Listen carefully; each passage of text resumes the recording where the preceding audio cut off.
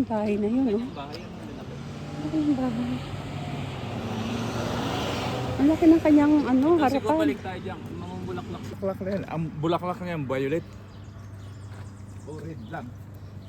Ang ganda ng lugar na to, nak. Gusto ko nga talaga na to. Ang ganda ng... Naglalakad kayo dito dati? Ang ganda na... Eh, parang di pa ako naglakad dito. Malapit ba sa apartment? Para mga contractor yung nakatira dito na ka. Kumbaga sa atin, ito yung ano, yung Ayala.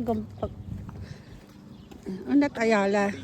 Hermosa. Ito yung mayayaman dati na matatanda. Kumbaga ito yung Alabang. Nasa ibang lugar na.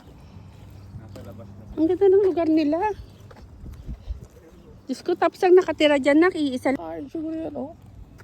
Ganyan ba ang pako? Baka malasong ka dyan. Ay, wala. Nako, buksan na ka, oh, for free. Ang dami ka ng box eh. Ito guys, for free, books. If you want some books, you can get here. Oh. Parang mga ano to, about mga... Picture. Oo, ang gaganda ng books niya, oh guys. Kaya na marami ng books si Marvel, eh. Hindi niya pa nababasa lahat. So, dyan na lang muna.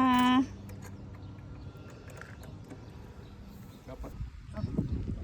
Isang house. Hindi nito mo pag ganun pa. Ano ito? Guys, ito yung maple leaf, Ganda oh. naman. Pagkabusbong niya. Ayan ang maple leaf. Kulay orange yung pagkabus. Uy, ang ganda niyan pa nag-fall. Parang fall. Parang fall na siya. May mulaklak din yan. Possible pa lang. Hindi, ang ganda niyan pa nag-fall. Nagkakalat yung mga dahon dyan. Ano yun, ma? Ay, sorry. Tingnan mo itong mga puno na to, oh. Ganda.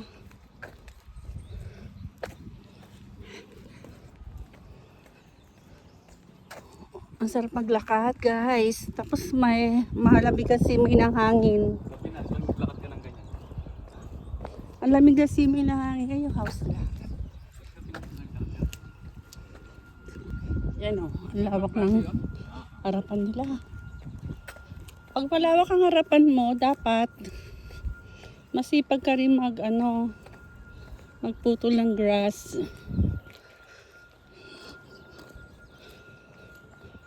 Ito yung grass niya parang kakaiba.